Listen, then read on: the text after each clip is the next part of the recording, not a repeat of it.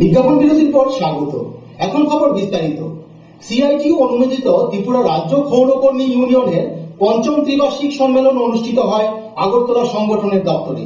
প্রধান বক্তা হিসাবে উপস্থিত ছিলেন সিটু নেতা শঙ্কর প্রসাদ দত্ত। সারা রাজ্য থেকে সংগঠনের প্রতিনিধিরা এতে অংশগ্রহণ করেন। সিটু অনুমোদিত ত্রিপুরা রাজ্য ক্ষৌরকর্মী ইউনিয়নের পঞ্চম ত্রিবার্ষিক একদিনের সম্মেলন হয় আজ। রাজধানী সংগঠনের দপ্তরে হয় সম্মেলনের কাজ। প্রথমে চলে শহীদ বেদিতে মাল্যদান, পরে শুরু হয় সম্মেলনের কাজ। প্রধান বক্তা ছিলেন শঙ্কর প্রসাদ দত্ত। তিনি রাজ্যে কর্মরত ক্ষৌরকর্মীদের আরও বেশি সংগঠিত হওয়ার আহ্বান জানান। তাছাড়া কর্মীদের উপর বিশ্বায়নের প্রভাবেও তাদের আক্রমণের ব্যাখ্যা করেন। রাজ্য সম্পাদক কানু দত্ত ছাড়া রাজ্য নেতৃত্বরা উপস্থিত ছিলেন। সারা রাজ্য থেকে প্রতিনিধিরা সম্মেলনে উপস্থিত ছিলেন। তাছাড়াও গঠিত হয় নতুন রাজ্য কমিটি। ব্যুরো রিপোর্ট, খবর ত্রিপুরা।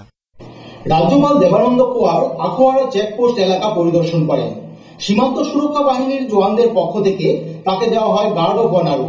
সীমান্তের কাঁটাতারের বেড়া ও সীমান্ত বাণিজ্যের খোঁজ খবর নিতেই তার এই পরিদর্শন বলে জানান তিনি।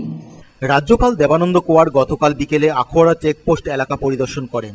রাজ্যপাল আখোয়ারা চেকপোস্টে এসে পৌঁছলে সীমান্ত সুরক্ষা বাহিনীর জওয়ানদের পক্ষ থেকে তাকে গার্ড অফ অনার দেওয়া হয়। রাজ্যপাল আখোয়ারা চেকপোস্ট থেকে লঙ্কামুড়া পর্যন্ত ভারত বাংলাদেশ সীমান্ত এলাকাও পরিদর্শন করেন। সেখানে সাংবাদিকদের প্রশ্নের উত্তরে রাজ্যপাল দেবানন্দ কুয়ার জানান, সীমান্তের কাঁটাতারের বেড়া ও সীমান্ত বাণিজ্যের খোঁজ খবর নিতেই এই পরিদর্শন।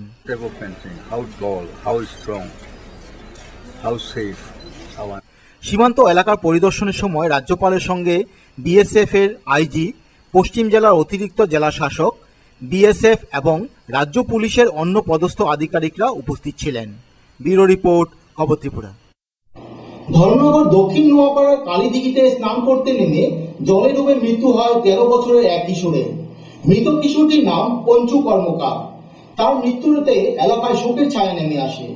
আজ বেলা অনুমানিক 1:30 নাগাদ অন্যান্য দিনের মতো পঞ্চু কর্মকার নামে একটি ছেলে দক্ষিণ নোয়াপাড়া স্থিত কালীদিঘির পুকুরে স্নান করতে নামে। জলে ডুব দেওয়ার পর কিছু সময় তাকে উঠতে না দেখে অন্যান্যরা রাস্তা দিয়ে যাওয়া এক ব্যক্তিকে খবর জানালে ওই ব্যক্তি দিঘিতে নেমে ছেলেটিকে মৃত অবস্থায় উদ্ধার করে।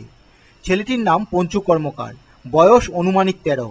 বাবা মৃত গোপাল কর্মকার, বাড়ি দক্ষিণ গঙ্গানগর। ছেলেটি দক্ষিণ নোয়াপাড়ার একটি মিষ্টির দোকানে কর্মচারী ছিল। ঘটনা ঠিক আমি কইতে পারতাম না কেমন হয়েছে। আমি আমার পরে বাচ্চাগুলো মানে আমার কইছেন 10 মিনিট হয়ে গেছে বাচ্চা পড়তে সাবান লাগাইয়া উঠেন না। তারা তো কইতেছে তারা পাইছে না, পরে আমার পাওয়া লাগা পরে আমার কইছে আমি জাস্ট পাইছি। তুমি এখানে পুকুরে পাইছো? পুকুরেই পাইছি। আর এমনি চিনছো নি ছেলেটাকে? না, আমি চিনি না। যে মারা গেছে তার নামটা কি? পঞ্চু গিদাদারি কর্মকার নাম। আচ্ছা, আপনার দোকানে কাজ করতো? এটা বাড়ি কোন জায়গায়? গঙ্গানগর। গঙ্গানগর। আপনার খবর পাই এখানে আইছেন, দেখতে এখানে স্নান করতে আইছিল? ওই আমার দোকানে খবর দিছে। আচ্ছা, স্বপন বাবু যে ভাইস চেয়ারম্যান, হ্যাঁ, তাদের বাড়ির সামনে তাদের মিষ্টির দোকান। এখন আপনার খবর পাই এসে দেখেন এই অবস্থা। ব্যুরো রিপোর্ট, খবর ত্রিপুরা। বিজ্ঞাপন বিরতির পর স্বাগত। বিশ্রামগঞ্জের নালজোলায় মাদ্রাসার নতুন পাকা বাড়ির উদ্বোধন হয়। উদ্বোধন করেন সংখ্যালঘু উন্নয়ন দপ্তরের মন্ত্রী শহীদ চৌধুরী। মাদ্রাসাটিতে রয়েছে 70 জন ছাত্রছাত্রী ও 3 জন শিক্ষক। বিশ্রামগঞ্জের নালজলায় মাদ্রাসার নতুন পাকা বাড়ির উদ্বোধন হলো গতকাল। সংখ্যালঘু উন্নয়ন দপ্তরের মন্ত্রী শহীদ চৌধুরী এর উদ্বোধন করে বলেন, শিক্ষার জন্য বহুমুখী প্রকল্প গ্রহণ করছে রাজ্যের বাম সরকার। সংখ্যালঘুদের উন্নয়নে সরকারের দৃষ্টিভঙ্গি তুলে ধরে তিনি বলেন, 180টি মাদ্রাসা রয়েছে রাজ্যে। কিছু মাদ্রাসায় ফাজিলু চালু হয়েছে। 90টি মাদ্রাসার পাকা বাড়ির তৈরির কাজ চলছে। এর জন্য ব্যয় ধরা হয়েছে 15 কোটি 30 লক্ষ টাকা। আগামী 3 বছরের মধ্যে এগুলোর কাজ শেষ হবে। শুধু পরিকাঠামোই নয়, ভালো ছাত্র তৈরি করাও আমাদের লক্ষ্য। এখনো পড়াশোনা জানা সংখ্যালঘুর সংখ্যা কম, এর মধ্যে মেয়েদের সংখ্যা বেশি। এ বিষয়ে উদ্বেগ প্রকাশ করে তিনি বলেন, আমাদের সকলকে দায়িত্ব নিতে হবে এ ব্যাপারে আরও যত্নবান হতে। সংখ্যালঘুদের উন্নয়নে অতীত ও বর্তমান প্রেক্ষাপট তুলে ধরেন তিনি। জাতি, ধর্ম, বর্ণ নির্বিশেষে সকলের সহযোগিতা ত্রিপুরা আগামী দিনে আরও এগিয়ে যাবে বলে তিনি আশা ব্যক্ত করেন। ব্যবস্থা রেখে এই মাদ্রাসার সিলেবাস আমরা তৈরি করেছি। আমাদের উদ্দেশ্য রাজ্য সরকারের, আমাদের উদ্দেশ্যটা হলো মাদ্রাসায় পড়াশোনা করেও যাতে আমাদের ছেলেরা মেয়েরা ডাক্তার হতে পারে, ইঞ্জিনিয়ার হতে পারে, মাদ্রাসায় অর্থাৎ আরবি শিক্ষায়ও তারা যাতে মাওলানা হতে পারে, ডিগ্রি অর্জন করতে, পিএইচডি ডিগ্রি অর্জন করতে পারে আরবি শিক্ষায়, সেই ধরনের ব্যবস্থা রেখেই আমরা এই সিলেবাসটা তৈরি করেছি। স্বাভাবিকভাবে এখন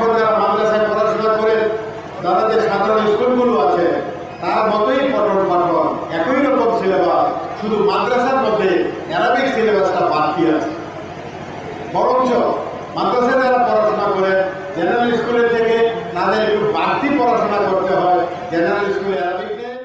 উপস্থিত ছিলেন বিধায়ক রমেন্দ্র নারায়ণ দেববর্মা, বাঁশতলী গাঁও সভার ভাইস চেয়ারম্যান বদন দেববর্মা এবং জেলা শাসক কেডি চৌধুরী। স্বাগত ভাষণে মাদ্রাসা শিক্ষক আমিনুল হোসেন বলেন, 1995 সালে 5টা ক্লাসরুম দিয়ে যাত্রা শুরু হয়েছিল এই মাদ্রাসার। নতুন একতলা এই বাড়িটি তৈরি করতে ব্যয় হয়েছে 15 লক্ষ টাকা। রয়েছে 70 জন ছাত্রছাত্রী, রয়েছে 3 জন শিক্ষক। শিক্ষার ক্ষেত্রে অত্যন্ত গুরুত্ব দিচ্ছেন, তাহলে এই যে মাদ্রাসা বিল্ডিং শুধু এখানে না, বাংলাদেশ সরকারের উদ্দেশ্য মানে রাজ্যের মধ্যে যতগুলো মাদ্রাসা রয়েছে সবটি পাকা বিল্ডিং করা হবে। তো আমি দেখেছি যে পরিমোড়াতে বিশাল পরিমোড়াতে একটা মাদ্রাসা ছিল ক্লাস 5 পর্যন্ত, তখন দেখছি খুলে চলতো, এখন সেখানে দোতলা বিল্ডিং হয়েছে, হাই স্কুল হয়েছে।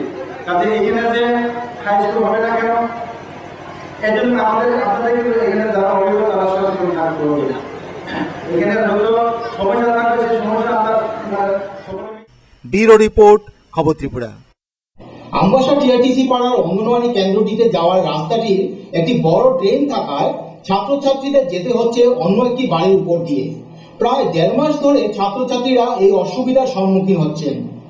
কংগ্রেস পরিচালিত আমবাসা নগর পঞ্চায়েতের 4 নং ওয়ার্ডের টিআরটিসি পাড়ার 2 নং অঙ্গনওয়াড়ি কেন্দ্র রাধারানী অঙ্গনওয়াড়ি কেন্দ্রটি ড্রেইনে বলিনের পথে। ছাত্রছাত্রীরা অন্য এক বাড়ির উপর দিয়ে আসা যাওয়া করে দীর্ঘ 1.5 মাস যাবৎ। আসা যাওয়ার কোনো রাস্তাই নেই। বহুবার নগর পঞ্চায়েতকে জানানোর পরও লাভের লাভ কিছুই হয়নি। এ বিষয়ে একজন মহিলা জানান বিস্তারিত। ঠিক করে না কেউ না, কতদিন আগে কেটাজন দেখতে গেছিল নগর পঞ্চায়েতের অফিসের, আমি চিনিও না, তারা কয়েকদিন আগে দেখতে গেছে।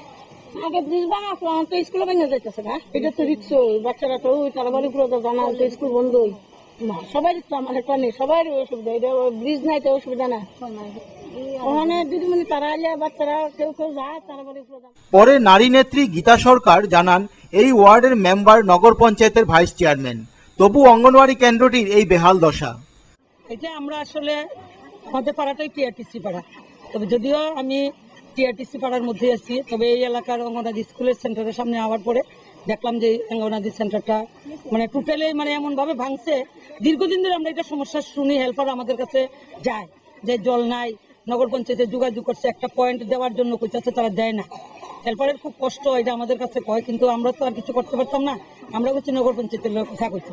কিন্তু অক্ষণ আমি এখানে আওয়ার পরে দেখলাম যে ব্রিজটা তো ভাঙছে এবং স্কুলটাও এখান থেকে মনে আর কয়েকদিন বৃষ্টি দিলে স্কুলটা ভেঙে যাইব। এলাকার মানুষের কাছে শুনলাম এই দিদিমণি নাকি রান্না কইরা এটা কেনে কইরা বাচ্চাদের জন্য খাওয়া বাড়িতে পাঠাই দেয়, স্কুলে ঢুকার মতো পরিবেশ নাই, অন্য বাড়ির উপরে দিয়া হেল্পার দিদিমণি স্কুলে যায়। উনি তো এই ওয়ার্ডের মেম্বার, তো নগর পঞ্চায়েতের ভাইস চেয়ারম্যান, একজন নগর পঞ্চায়েতের ভাইস চেয়ারম্যান তো না জানার কথা না? এত বড় বৃষ্টি তুফান মানুষের বাড়ি। আমবাসা থেকে পূর্ণিমা বিশ্বাসের রিপোর্ট, খবর ত্রিপুরা। সোনামুড়া থেকে কুলবাড়ি যাওয়ার মূল সড়কের করালিয়ামুড়া সংলগ্ন রাস্তাটির বেহাল দশা। দীর্ঘ 2 বছর যাবৎ সমস্যা পোহাচ্ছেন এলাকাবাসী সহ যান চালকরা। রাস্তাটি মেরামতের কর্তৃপক্ষের নেই কোনো উদ্যোগ। সোনামুড়া তামসাবাড়ি হইতে কুলুবাড়ি যাওয়ার মূল সড়কটি বেহাল অবস্থায় পড়ে রয়েছে। সোনামুড়া করালিয়ামুড়া সংলগ্ন রাস্তাটি অত্যন্ত বিপজ্জনক অবস্থায় রয়েছে। যে কোনো সময় হতে পারে বড় ধরনের দুর্ঘটনা। অবশ্য ছোটখাটো দুর্ঘটনা প্রায়ই ঘটছে। দীর্ঘ 2 বছর যাবৎ রাস্তাটির এই অবস্থা। রাস্তাটিতে জমে রয়েছে প্রচুর পরিমাণে কাদা। নগর পঞ্চায়েত কিংবা পিডব্লিউডির নেই কোনো হেলদোল। এলাকাবাসী ও যান চালকদের দাবি, বারবার কর্তৃপক্ষকে জানানোর পরও কোনো কাজ হচ্ছে না। যান চালকদের অভিযোগ, অত্যন্ত বিপজ্জনকভাবে তারা রাস্তাটি দিয়ে যানবাহন পারাপার করেন। অসুবিধা হচ্ছে পথ চলতি ছাত্রছাত্রী সহ বিভিন্ন অংশের মানুষের। এই যে রাস্তাটা আসলে দীর্ঘদিন ধরেই বেহাল অবস্থা, বিশেষ করে বর্ষাকাল এলে বৃষ্টির দিনে খুবই অসুবিধা হয় যাত্রীদের যাতায়াত ক্ষেত্রে, আমাদের অসুবিধা হচ্ছে। এই জন্য খুব শীঘ্রই এই রাস্তাটার প্রতিকার বা এটাকে সংস্কার করার খুবই প্রয়োজন। অনেকদিন ধরে এর প্রতিকার চাইতে আসলো কার গাফিলতি বলে মনে হয় নগর পঞ্চায়েত যা অবস্থা আর কি বর্ষাকালে এখান থেকে যাতায়াত করা প্রচন্ড কষ্টকর ব্যাপার হয়ে দাঁড়িয়েছে এবং যে কোনো সময় যে কোনো ধরনের অ্যাক্সিডেন্টও ঘটতে পারে। ছাত্রছাত্রীরা এখান দিয়ে যায়, টিচাররা যায়, বর্ষাকালে পুরো রাস্তাটার মধ্যেই কাদা নেমে আসে। এই বিষয়টা এখানে রাস্তার কাজ চলছে, আমরা আশা করবো যে দ্রুত এই কাজটার সমাধান হবে। কাজ করে না দেখি তো আমরা দুর্ভোগ ভোগ করেন লাগে। বর্ষা আইলে বৃষ্টি ভেঙে ভেঙে মারি পরে তো আমি ড্রেন বুক পরিষ্কার করে দিই, নিলে আমি ঢুকতে পারি না। একজন এলাকাবাসী জানান, রাস্তার পাশের পাকা ড্রেনগুলির নেই কোনো অস্তিত্ব, এগুলি ভর্তি হয়ে রয়েছে মাটি ও আবর্জনা দিয়ে, তাই বৃষ্টি হলেই জল জমে যায় রাস্তার উপর। আর রাস্তার উপরে যাদের বাড়িঘর রয়েছে তাদের বাড়িঘর জলের তোড়ে প্রতিনিয়তই ভাঙছে, যে কোনো সময় ভাঙতে পারে ঘরও। আর যাদের রাস্তার নিচে বাড়ি তাদের ঘরের ভেতর পর্যন্ত জল জমে যাচ্ছে। রাস্তাটিতে রয়েছে বড় বড় গর্ত, রাস্তার জল জমলে দেখা যায় না সেই গর্তগুলি, ফলে যে কোনো সময় ঘটতে পারে বড় ধরনের দুর্ঘটনা। সব মিলিয়ে নগর পঞ্চায়েত ও পিডব্লিউডির গাফিলতিতে সমস্যা হচ্ছে যানবাহন চালক সহ সমগ্র এলাকাবাসীর। আর কবে নাগাদ এ সমস্যার সমাধান হবে তাই এখন প্রশ্ন সবার মনে। আমরা এই রাস্তাটার কিছুদিন আগে কাজ করছিল, কন্ট্রাক্টরে কাজ করে এদিকে এদিকে যে ডেন্ডা এদিকে দেওয়ার না করছে ডেন্ডা, এই ডেন্ডা এদিক দিয়ে আসছিল বদ্ধ করিয়া, এই ডেন্ডা বদ্ধ করিয়া এদিক দিয়ে মুখ করে দিচ্ছে।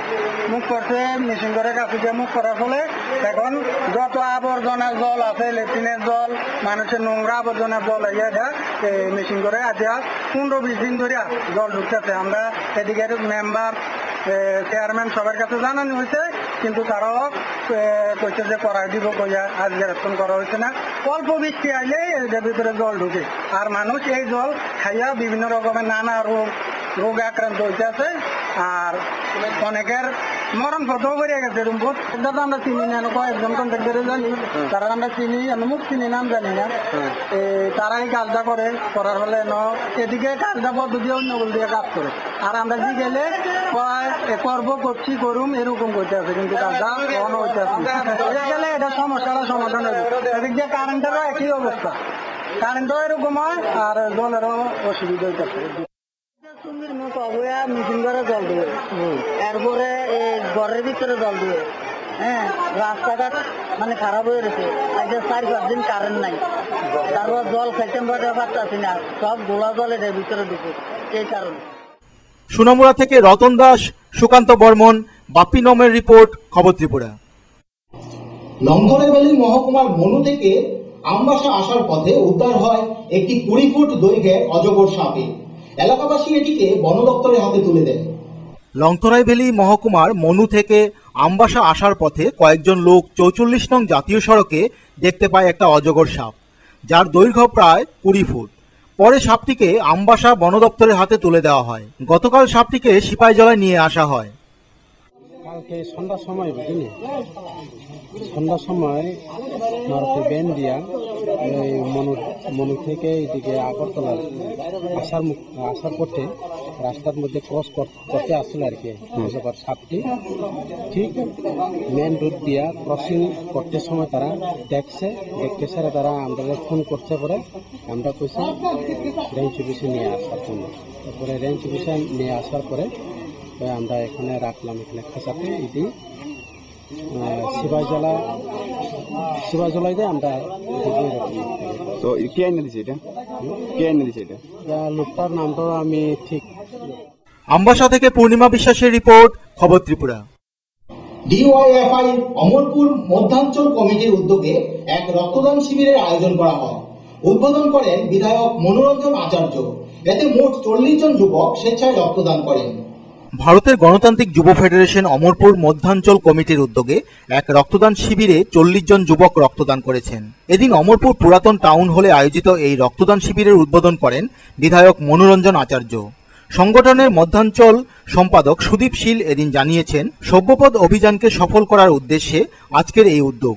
সংগঠনের বিভাগীয় সম্পাদক শিমুল চক্রবর্তী জানিয়েছেন, সভ্যপদ অভিযানকে কেন্দ্র করে এই পর্যন্ত তৈদুরে 51, পম্পিতে 43 এবং অমরপুরে 40 জন রক্তদাতা স্বেচ্ছায় রক্তদান করেছেন। বিভাগে এবছর 12,000 সভ্যপদ গ্রহণ করা হয়েছে বলে তিনি জানিয়েছেন। দুর্যোগের কারণে এই পর্যন্ত এখন অবধি প্রায় 26 জনের মতো রক্ত দিয়েছে। আমাদের আজকে টার্গেট ছিল 50 জনের, আর সম্ভবত এই টার্গেট আমরা পূরণ করতে পারবো এমনটাই আমরা আশা করি। আপনার নামটা? আমার নাম সুদীপ শীল, সম্পাদক ভারতের গণতান্ত্রিক যুব federation, Amarpur Madhyanchal. Bureau report, খবর ত্রিপুরা। এক অনাড়ম্বর অনুষ্ঠানের মধ্য দিয়ে সুনামুড়া যাত্রাপুর উচ্চ বিদ্যালয়ে শুভ সূচনা হয়। উদ্বোধন করেন কাঠালিয়া পঞ্চায়েত সমিতির ভাইস চেয়ারম্যান আব্দুল করিম। এই কর্মসূচিকে ঘিরে এলাকায় ছাত্রছাত্রী ও অভিভাবকদের মধ্যে খুশি বিরাজ করছে। এক অনাড়ম্বর অনুষ্ঠানের মাধ্যমে বাসপুকুর পঞ্চায়েত এলাকার যাত্রাপুর উচ্চ বিদ্যালয়কে হাই স্কুলে উন্নীত করে আনুষ্ঠানিকভাবে ছাত্রছাত্রীদের পঠন পাঠনের শুভ সূচনা হয়।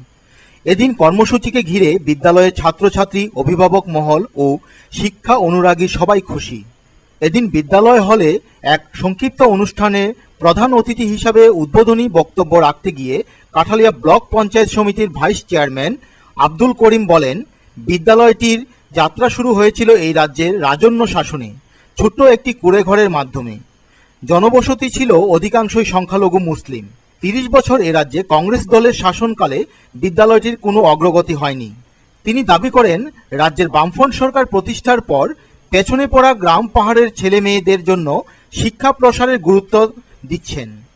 তাদের দিতে হবে, কারণ আমরা কি দেখছি আজকে শিক্ষা কোন জায়গায়?